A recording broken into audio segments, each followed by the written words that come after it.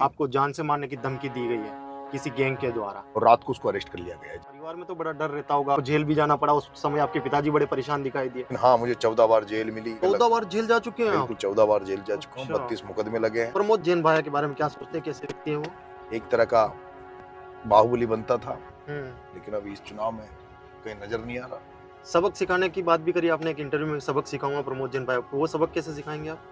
होगा, वो इलाज किया जाएगा ढंग से। तो राजकुमार जी के बारे में खुल के नहीं बोल रहे हैं आप? राजकुमार के बारे में मैंने बहुत बोला था, हम्म। लेकिन उसके मुंह से मेरे लिए कभी एक शब्द नहीं निकला। मोरपाल सुमन के बारे में क्या? वो सीधे आदमी है, सज्जन आदमी है, अच्छा। किसान का बेटा है, हम्म। लेकिन वो लड़ नहीं पाएगा। आपकी कहानी क्या है, कैसे स्टार्ट हुई थी? नमस्कार, मेरा नाम पंकज कुमार है, आप टीम टीएसपी देख रहे हैं। मेरे साथ वो शख्स है जिनकी लगातार आप कमेंट में बात करते रहे और कहते रहे कि उनका इंटरव्यू ज़रूर कीजिए, उनसे ज़रूर बात करिए। हम उनको सुनना चाहते हैं, देखना चाहते हैं और समझना चाहते हैं कि क्या इस वक्त रणनीति चल रही है। मेरे साथ अंता विधानसभा से निर्दलीय चुनाव लड़ने वाले नरेश मीणा है। नरेश मीणा वो जो लगातार सुर्खियों में रहते हैं, लगातार चर्चाओं में रहते हैं और लगातार की बातचीत हो रही है। और कहीं ना कहीं इनके इस चुनाव में खड़े होने के बाद से ही ये चुनाव जो है पूरे राजस्थान में कहीं ना कहीं सुर्खियां बटोर रहा है, जबकि मुख्य चुनाव बिहार में है, लेकिन बिहार के चुनाव से कहीं ना कहीं ज्यादा बात जो है इस उपचुनाव की बात हो रही है। नरेश जी, बहुत बहुत स्वागत है आपका। स्वागत है आपका, धन्यवाद। कैसी चल रही है तैयारियां, क्या रिस्पॉन्स मिल रहा है जिस तरीके से आप लोगों से मिल रहे हैं? तैयारियां कैसी चल रही है चुनाव की? जब मैं खड़ा हुआ था तब अकेला था अंता की धरती पे, लेकिन आज कारवां बढ़ता जा रहा है और हजारों की तादाद में लोग सड़कों पर उतर के मेरा प्रचार कर रहे हैं। ऐसा लग रहा है कि अब चुनाव अंता की जनता लड़ रही है, नरेश नहीं लड़ रहा, और जनता ने चुनाव को अपने कमान में ले लिया है। मैं अभी, आप देख रहे होंगे, अभी अकेली गाड़ी से निकल रहा हूँ कार्यालय से, और अभी आप थोड़ी देर बाद में देखना जिससे बड़ी संख्या में गाड़ियाँ और हजारों लोग मेरे साथ कारवां बढ़ता है। शाम तक जिस रोड पे मैं निकलता हूँ जाम लगने लग जाता है। मतलब शुरुआत अकेले करते हैं, लेकिन जब शाम होती है तो जाम लगने लग जाता है, ऐसा आप कह रहे हैं? बिल्कुल सर, बिल्कुल। अंता से चुनाव लड़ने की क्या जरूरत महसूस हुई, क्यों लड़ना पड़ रहा है अंता से चुनाव? मध्यावधि चुनाव था, यहाँ पर एक एमएलए था जिसको यहाँ के जो स्थापित नेता थे उन्होंने षड्यंत्र पूर्वक उसको हटाकर और उनको जेल भेज दिया। उसके बाद यहाँ उपचुनाव हुआ। उपचुनाव में मुझे लगा कि यहाँ के लोग ये चाहते कि यहाँ बदलाव हो, परिवर्तन हो। जो रूढ़िवादी राजनीति चल रही थी, जो यहाँ पे जो नेता बेटे थे वो भ्रष्ट थे और उनकी चर्चाएं पूरे देश में भ्रष्टाचार के नाम से फेमस थी। ऐसे में जनता की आवाज थी कि आप चुनाव लड़ो, तो उस हिसाब से मैं चुनाव लड़ा। अच्छा, देवली उनियारा से भी आपने चुनाव लड़ा और बड़ा ही सुर्खियों में रहा, और तब एक घटना भी हुई, अप्रिय घटना, उसे आपने भी एक्सेप्ट किया एक इंटरव्यू में कि भाई ऐसा नहीं होना चाहिए था, मुझे भी उस चीज़ का खेद है। फिर से चुनाव होंगे 2028 में, और अगर उस समय मान लीजिए यहाँ से आप चुनाव जीत गए और उस समय यहाँ की जनता भी चाहेगी कि नरेश मीणा हमारा नेतृत्व करे, देवली उनियारा की जनता भी चाहेगी कि नरेश मीणा हमारी तरफ आए, धर्म संकट में नहीं पड़ जाएंगे आप? नहीं, ऐसा नहीं है। मैं बैलेंस करता हूँ और मैं उस समय बताएगा। नहीं तो उस समय किसका दामन थामेंगे आप, देवली उनियारा का या अंता का? ये तो आने वाला समय बताएगा, अभी तो क्या बताएं। अच्छा, अभी आप भी श्योर नहीं इस चीज को लेकर। चलिए, दो कैंडिडेट आपके सामने जो मुख्य रूप से जिनकी चर्चा हो रही है, मोरपाल सुमन जी और प्रमोद जैन भाया की जी, आपके लिए बड़ी चुनौती कौन इस वक्त आप देख रहे हैं कि ये थोड़ा सा मुझे दे सकता है टक्कर? दोनों सेकंड नंबर के लिए फाइट कर रहे हैं। मेरी किसी से कोई टक्कर ही नहीं है। आपका किसी से कंपटीशन नहीं है? दोनों जमात बचाने के लिए चुनाव लड़ रहे हैं। अभी तो चुनाव में काफी दिन बाकी हैं। 11 तारीख तो चुनाव आते आते एक तरफा है। अभी भी एक तरफा है, लेकिन और ज्यादा एक तरफा हो जाएगा और दोनों का ये रहेगा कि भाई कौन सेकंड पे रहे। अच्छा, उम्मीदें काफी कर रहे हैं लोग आपसे। हम जब लोगों से बातचीत कर रहे हैं, हम ऐसे भी गाँव में गए जहाँ सारे के सारे वोटर्स आपके साथ तैयार हैं, ये बोल रहे हैं कि पूरा का पूरा गांव ही उनके साथ है, आपके बोर्ड तक लगा दिए गए हैं, ऐसा भी हमने देखे। तो एक दबाव आ जाता है, क्योंकि जब ज्यादा उम्मीद लोग करते हैं तो एक मानसिक रूप से ये भी दबाव रहता है कि भाई इनकी उम्मीदों पर खरा उतर भी पाऊंगा या नहीं पाऊंगा। तो 2.5 साल आपको मिलेंगे, और अगर बाई चांस ऐसा हुआ कि आप उनकी उम्मीदों पर खरा नहीं उतर पाए तो फिर ये डर है मन में? कोई डर नहीं है। अब तक उन्होंने जो राजनीति देखी है वो राजनीति बड़ी ठंडी, बड़ी कमजोर, और जिसमें कोई भी जनता के हित नहीं थे, केवल अपने राजनीति को अपना पैसा कमाने का जिन्होंने जरिया बना लिया था। उन लोगों से हटके राजनीति में वो लोग इसलिए मेरे को चाह रहे हैं कि एक नया लड़का है, भ्रष्टाचार के खिलाफ बोल रहा है, भ्रष्टाचार को खत्म करेगा, किसानों की समस्याओं को दूर करेगा, आम जन की समस्याओं को दूर करेगा। और जिस उम्मीद और आशा के साथ मुझे वोट दे रहे हैं, मैं भी उस आशा और उम्मीद पे खरा उतरूंगा और दिन रात मेहनत करूंगा, दिन रात जनता के बीच में रहूंगा, जनता की एक एक समस्या को सुनकर एक एक समस्या का निदान करवाने का काम करूंगा। अच्छा, कल रात एक लेटर बड़ा वायरल हुआ, जी, आपको जान से मारने की धमकी दी गई है किसी गैंग के द्वारा। मेरी आईजी साहब, एसपी साहब से बात हुई है और हम्म। रात को उसको अरेस्ट कर लिया गया है। जिसने धमकी अच्छा, लिखी अरेस्ट कर लिया थी गया उसको है। रात को ही अरेस्ट कर लिया गया है। तो ये पता चल पाया कि कौन था, उसकी क्या मंशा थी? उसका बड़ा एक षड्यंत्र था हम्म। और उसका एक आपसी झगड़ा था किसी से। उनका आपसी किसी से झगड़ा था जिसके कारण, लेकिन उन्होंने बिना वजह मेरे को टारगेट करके और वो जो जिनसे झगड़ा था उनको फंसाने का प्रयास किया, लेकिन वो जो षड्यंत्रकारी था वो पकड़ा गया, जेल के पुलिस की शिकंजे में है। अच्छा, परिवार में तो बड़ा डर रहता होगा आपके लिए, क्योंकि आप थोड़े से, ये कहा जाता है कि गुस्सा बड़ा जल्दी आ जाता है और आवेश में बड़ा जल्दी आ जाते हैं, तो परिवार को डर रहता है कि कहीं ऐसा कुछ ना हो जाए कि वापस से, जैसा कि आपको जेल भी जाना पड़ा, उस समय आपके पिताजी बड़े परेशान दिखाई दिए, ऐसी कोई चिंता रहती है उनको? नहीं, बिल्कुल नहीं रहती। उनको पता है कि ये जनता के लिए लड़ता है, गरीबों के लिए लड़ता है और जब गरीबों का शोषण होता है, जनता का शोषण होता है, वहाँ जिस तरह का भी प्रतिक्रिया चाहिए वैसी प्रतिक्रिया नरेश मीणा देता है। अगर कहीं गरीब के साथ, किसी महिला के साथ कोई बदतमीजी करे और उस समय अगर गुस्सा नहीं आए तो फिर आदमी किस काम का है? सही बात उसके उसको नहीं मानते कि वो कोई जिंदा आदमी है। अच्छा, भगत सिंह सेना ऐसा कुछ एक मूवमेंट लेकर भी चल रहे हैं आप, वो क्या सोच है साहब आपकी? भगत सिंह सेना हमने बनाई है, उसमें अभी ये बीच में चुनाव आ गया इसलिए उसकी मेंबरशिप हमने रोक दी है। उसकी मेंबरशिप करेंगे और मेंबरशिप करने के बाद में भगत सिंह सेना जनहितों के मुद्दों के लिए, आम जन की मदद के लिए सड़कों पर उतरेगी और काम करेगी। अच्छा, थोड़ा सा आपके बारे में व्यक्तिगत बताइए, आपकी कहानी क्या है, कैसे स्टार्ट हुई थी, चुनाव लड़ने का दिमाग में कहाँ से आया था आपके बारे में? मैं सर 99 में जयपुर गया था। उससे पहले मैं जवाहर नवोदय विद्यालय का स्टूडेंट रहा हूँ। अच्छा।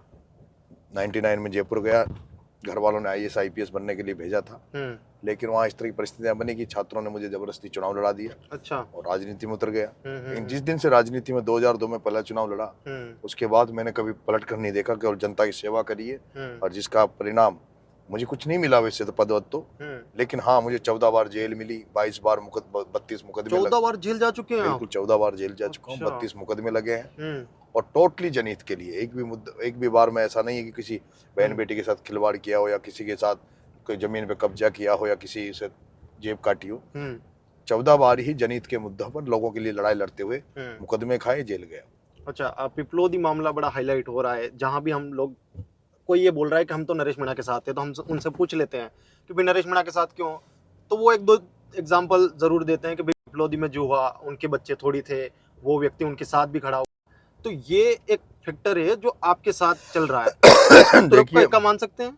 देखिए, मैं 25 साल से, जैसे पिपलोदी घटना हुई थी उसके पहले भी इस तरह की घटनाओं में मैंने मौजूदगी दर्ज की है, लोगों के लिए लड़ाई लड़ी है, लेकिन अभी करंट में जो पिपलोदी हादसा हुआ बहुत बड़ा हादसा था हाड़ौती में। अच्छा। यहाँ 7 बच्चों की एक भ्रष्टाचार की दीवार गिरने से बच्चों की मौत हो गई। अच्छा, दूसरा वहाँ मेरा कोई स्वार्थ नहीं था कि भाई कोई पॉलिटिकल स्वार्थ हो या उनसे मेरा कोई जातिगत या कोई इसी तरह का वो, लेकिन मुझे लगा कि इनकी मदद करनी चाहिए, परिजनों की मदद करनी चाहिए। भ्रष्टाचार के खिलाफ उसी दौरान मैं एक जनक्रांति यात्रा निकाल रहा था जिसका मेरा मेन मुद्दा ही भ्रष्टाचार था। तो भ्रष्टाचार की भेंट वो बच्चे चढ़े थे, तो मैं वहाँ आंदोलन करने गया, लेकिन मुझे जेल में डाला। जेल में डालने के बाद भी मैं रुका नहीं, मैंने जयपुर में धरना दिया, उनकी मदद करवाई। तो इसलिए लोगों को लगता है कि यार ये गरीबों के लिए, कमजोर लोगों के लिए बोलता है, तो लोग इसलिए मदद कर रहे हैं। अच्छा, चुनाव लड़ना कोई खेल नहीं है, पैसा बहुत चाहिए होता है। प्रतिदिन आप एक जगह से दूसरी जगह भी जा रहे हैं तो खर्चा लगता है, पैसा लगता है। पैसे का क्या, पैसा कहाँ से लाएंगे? मेरा 3 चुनाव लड़ लिया, मेरा कोई खर्चा नहीं होता। अच्छा। जनता लड़ाती है। अभी जिस गांव में जाऊंगा मैं प्रचार करने, वहाँ खुद ही गांव के लोग पैसा उगा रहे हैं, टेंट लगा रहे हैं, माइक की व्यवस्था कर रहे हैं, फल फ्रूट की तोलने की व्यवस्था कर रहे हैं। गाड़ियां जो मेरे साथ, जो सैकड़ों गाड़ियां जो चल रही है चुनाव प्रचार में, ये सब लोग अपने अपने खर्चे पे हैं, अपने अपना डीजल जला के मेरी मदद कर रहे हैं। मेरे पास मेरा सोशल मीडिया चलाने वाला फ्री का है। अच्छा। मेरा ड्राइवर फ्री का है। मेरा 1 रुपया भी खर्च नहीं होता।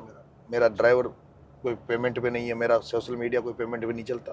मतलब सब सहयोग करके चल रहे हैं। सब सहयोग से, साथी हैं, सब पेड नहीं है, पैसा नहीं दे रहे हैं, साथी हैं, सब भाई हैं। अच्छा अच्छा। हम 2-3 दिन हुए अंता में, और अंता में बहुत सारी समस्याएं नजर आई। अभी तक आपको कौन कौन सी समस्या नजर आई और आप कौन कौन सी समस्याओं पर जरूर काम करेंगे? सबसे बड़ी समस्या तो भ्रष्टाचार है। यहाँ गौ माताएं सड़क पे घूमती रहती है, उनकी कोई सुरक्षा नहीं है, कोई गौशाला ही नहीं बनी हुई है, वो बड़ी समस्या है। आपका क्या नाम से अंता में बस स्टैंड नहीं है, मांगरोल से बाला का रोड टूटा पड़ा है, युवाओं के लिए कोई रोजगार की व्यवस्था नहीं है। जो यहाँ पे फैक्ट्रियाँ, 2-3 फैक्ट्रियाँ गड़े पान और थर्मल, उनमें बाहर के आके नौकरी कर रहे हैं, यहाँ के लोगों को रोजगार नहीं है। ठीक है। इस तरह से किसानों का भी फसलें चौपट हो गई, बरसाती फसलें, लेकिन उनको फसल बीमा का पैसा नहीं मिल रहा। इन तमाम समस्याओं पर काम करूंगा और काम ही नहीं करूंगा, इन समस्याओं से निजात भी दिलाऊंगा। किसानों को खाद नहीं मिल रहा, अटैचमेंट के साथ खाद मिलता है, वो भी 18 से 2000 में कट्टा मिल रहा है। तो ये जो ऐसी स्थिति है, इसका परमानेंट हल ढूंढूंगा, परमानेंट हल कराऊंगा। अच्छा, शंकराचार्य ने भी आपके ऊपर विश्वास जता के आपके लिए एक तरीके से अपील ही कर दी है कि नरेश मीणा को वोट दीजिए। बिल्कुल, वो आएंगे भी सही, शायद मेरे अभी उनकी तबीयत थोड़ी ठीक नहीं है, और खासकर गायों की सुरक्षा को लेकर। तो ये मैंने उनको शपथ भी दी है कि गायें जो आज है, जो सड़कों पे घूम रही है, कोई सुरक्षा नहीं है, वो खेतों में भी नुकसान करती है, किसानों का भी नुकसान होता है। ऐसे में उनके लिए कोई विशेष विधेयक बने, कानून बने और उनकी गौशालाएं बने, ताकि उनकी सुरक्षा हो, गायों की सुरक्षा हो, गौ माताओं को बचाया जा सके, और उससे किसानों की भी बचत होगी, क्योंकि किसानों का भी बहुत नुकसान होता है। अच्छा, राजस्थान में कांग्रेस बीजेपी को छोड़ के जो भी चुनाव लड़ते हैं, अक्सर ये कहा जाता है कि निर्दलीय के साथ वो खड़े दिखाई देते हैं। इस बार कौन कौन आपके साथ ऐसे हैं जिनसे विश्वास आ रहा है? मुझे आम आदमी पार्टी, अरविंद केजरीवाल साहब ने मदद करी है। अच्छा। मेरे को सपा विधायक अतुल जी प्रधान साहब मेरे प्रचार में आए हैं। राजेंद्र जी गुडा तो मेरे प्रचार की पूरी कमान संभाल ही रखे हैं। ठीक है, ये लोग मेरे साथ खड़े हैं। अच्छा, हनुमान बेनीवाल, राजकुमार रोत, इनका कोई रिस्पॉन्स है आपके लिए? देखो, अभी मेरे पिछले समय पहले जब फोरम भरा था, जब बात हुई थी, लेकिन अभी कोई मेरी बात हुई नहीं। अभी उनसे कोई बात आपकी हो नहीं पाई। प्रमोद जैन भाया के बारे में क्या सोचते हैं, कैसे व्यक्ति है वो? भ्रष्ट से भी भ्रष्ट है और भ्रष्टाचार नेताओं का भी सरदार है। और मैंने देखा कि झूठ बोलना, अच्छा, वोट के लिए कुछ भी कर देना, पैसे के लिए कुछ भी कर देना, ये उसकी फितरत है। गुंडा राज, जंगल राज यहाँ बाना की धरती पे बना दिया है। भू माफियाओं को संरक्षण देना, बजरी माफियाओं को संरक्षण देना, ये उसके धंधे रहे हैं। एक तरह का बाहुबली बनता था, लेकिन अभी इस चुनाव में कहीं नजर नहीं आ रहा। सबक सिखाने की बात भी करी आपने एक इंटरव्यू में, सबक सिखाऊंगा प्रमोद जैन भाई को। वो सबक कैसे सिखाएंगे आप? मुझे जिस तरह का वो षड्यंत्र कर रहा है, अगर वो नहीं माना तो जो भी होगा वो इलाज किया जाएगा ढंग से। अच्छा, मोरपाल सुमन के बारे में क्या? वो सीधे आदमी है, सज्जन आदमी है। अच्छा, किसान का बेटा है, लेकिन वो लड़ नहीं पाएगा। जिस गुंडा राज, जिस जंगल राज की मैं बात कर रहा हूँ, जिस भ्रष्टाचार की मैं बात कर रहा हूँ, जिस किसानों की समस्याओं को बात कर रहा हूँ, वो मुझे नहीं लगता कि वो मजबूती से उन चीजों को दूर कर पाएंगे। अच्छा, आपकी चुनावी मैदान में आने से सीधा जवाब देना है आपको, कांग्रेस और बीजेपी ज्यादा नुकसान किसको होने वाला है? दोनों को बराबर है। और मैंने कहा ना, दोनों की जमान जब्त है, दोनों सेकंड के लिए लड़ रही है। मतलब दोनों को बराबर नुकसान होने वाला, उधर से भी आने वाला वोट बैंक, इधर से भी आने वाला है। बिल्कुल बिल्कुल। अच्छा, और कांग्रेस अगर टिकट दे देती तो ज्यादा आसान होता रास्ता? मुझे लगता है कि बाबा खाटू श्याम की कृपा मेरे पे हो रही है। जो मुझे देवली टिकट नहीं मिला और यहाँ टिकट नहीं मिला, देवली में 60,000 वोट हुए, लेकिन पूरा हिंदुस्तान जान गया था। और आज ये जो चुनाव हुए, उपचुनाव हुआ है, जो कांग्रेस से जीतता तो लोग कहते पार्टी से जीता है, लेकिन निर्दलीय जीतने पर एक अलग ही मुकाम होता है। और मुझे लग रहा है कि जनता मुझे जिताएगी, और ये सारी कृपा बाबा खाटू श्याम की है। तो मतलब कांग्रेस से टिकट नहीं मिलना अच्छा मान रहे हैं? मुझे तो अब मुझे ठीक लग रहा है कि ठीक हुआ जो मुझे पार्टी ने कांग्रेस ने टिकट नहीं दिया, कांग्रेस ने नजरअंदाज किया। और ये कांग्रेस को सबक लगेगा, कांग्रेस के उन नेताओं को सबक लगेगा जिन्होंने मेरा टिकट काटा। डोटासरा को पता लग जाएगा कि पैसे लेकर टिकट देने वालों की क्या हालत रहती है, और एक जनता का चाहने वाले का किस तरह का चुनाव होता है। चलिए, एक खबर लास्ट कुछ सवाल पूछ लेता हूँ। हम सुन रहे हैं कि हनुमान बेनीवाल कुछ समर्थन में आने वाले हैं 5 तारीख के आसपास, ऐसा कुछ होने वाला है क्या? अब मैंने तो एक बार अपील कर दी, और वेट कर रहा हूँ। अच्छा, वेट कर रहे हैं, अभी कुछ कंफर्म नहीं है? नहीं।